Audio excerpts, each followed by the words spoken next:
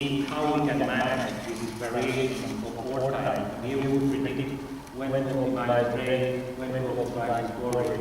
So we embarked in this journey very early on when I was in Chile, and then I came to Utah, and then I worked for chemical and Chino mines that really opened the eyes on how we should tackle this problem. So it's very exciting to really face challenges using the knowledge and the latest technologies. I've been very happy for getting these technologies, and especially the information technologies.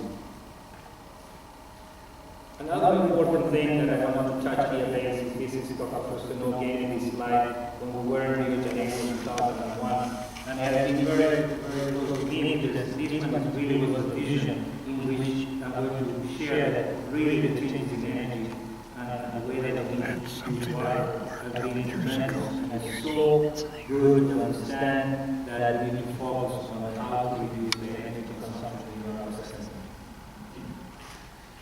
My early work, as you can see here, was started, was very previous when I arrived to Utah.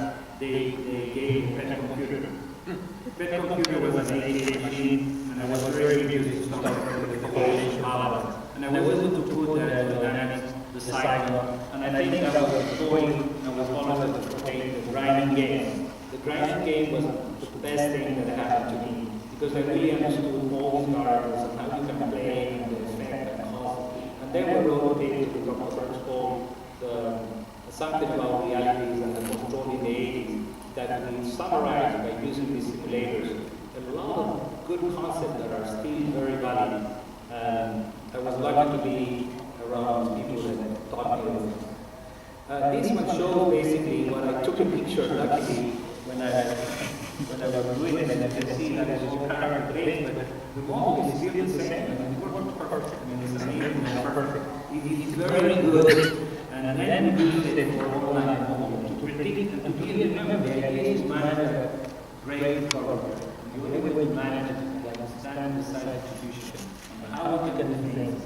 And then we started to put it into real systems, and then we started to find out that it wasn't easy to use this model in practice. So here I show the very early work and the very latest work.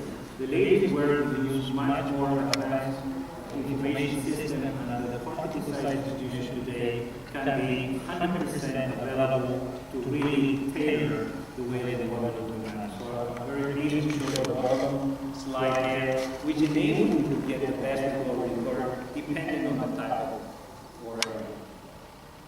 So here I'm going to talk about Professor Godin, and this is the picture that I took from his book, which I've been carrying since I started working on this in 1979 about.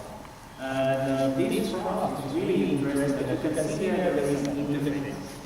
And to predict that interface was my zero-order design of this model.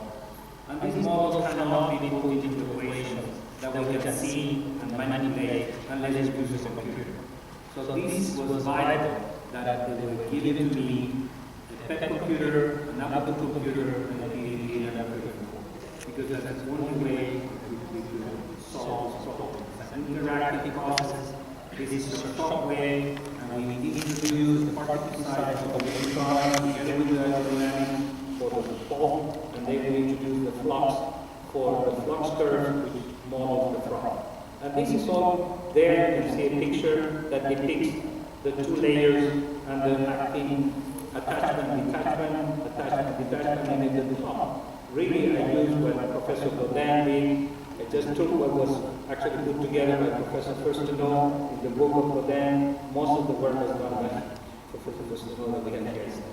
So I'm very pleased to say. Here you can see the equations that I'm going to show you on the theory. But it was a lot of practical work because I was previous to have Rio Tinto to put a lot of money into this research.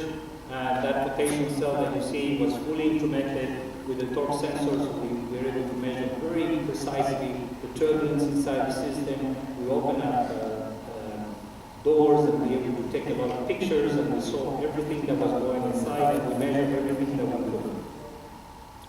And then I was I got the opportunity. I was working with one of my classmates who were all brilliant people was making alert from his father was general manager of China. He said, oh, you know, my father's having control of China. What do you do? They had seen what we were doing. So I had the privilege to go there. And then I started to find out that they had a lot of problems with the design of their stickiness and their pipeline.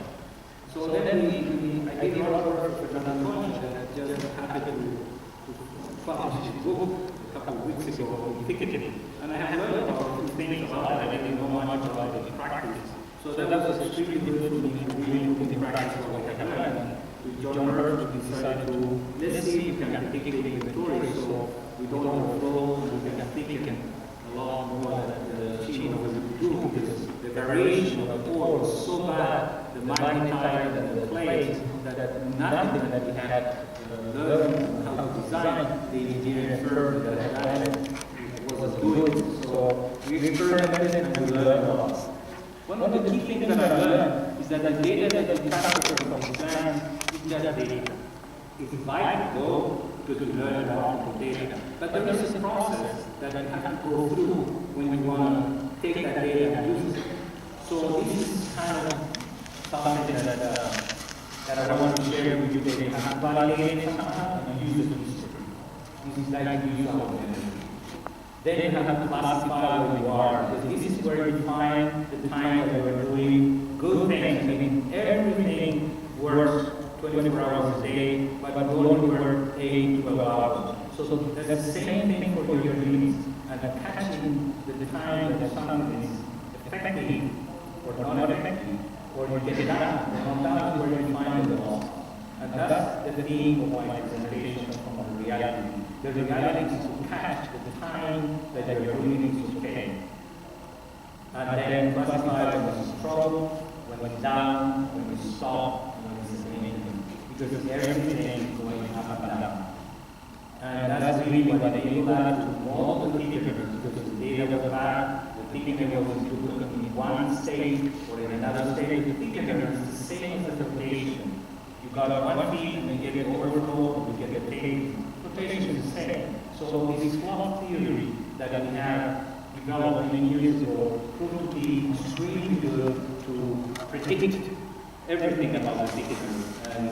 But it was because we were able to classify the data in real time. At the time we were using a General Electric computer that Honeywell used to sell. It was very hard to use compared to what we got today. So that's when I got into this thing using Pi, because it makes it so easy. I don't know how I did it because it was painful. But I learned, and then we can do these predictions. Because you can put all these models if you do this data filtering correctly.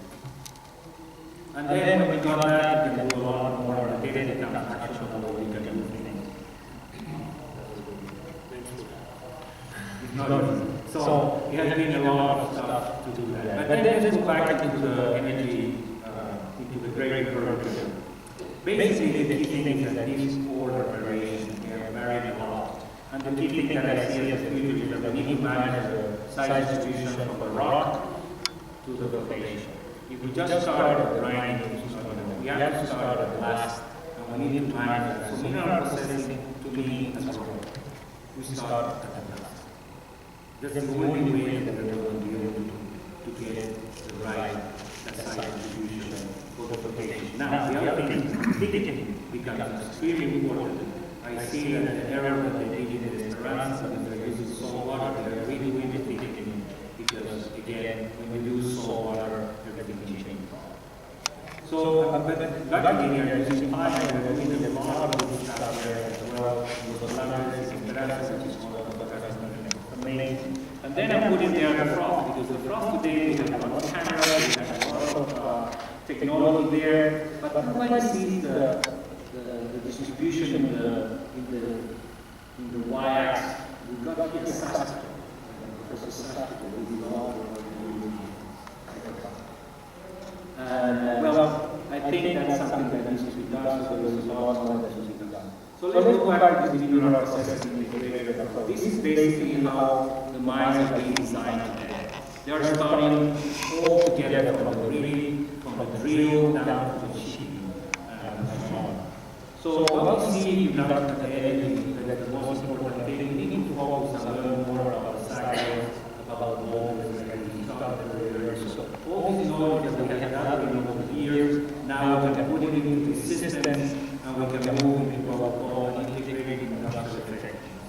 We cannot just look at great quality. It's much more than we do today. And my metaphor for you today is that probably who is using a smartphone? Almost everybody who uses a phone. Nobody. So this is the same idea. People are very quality.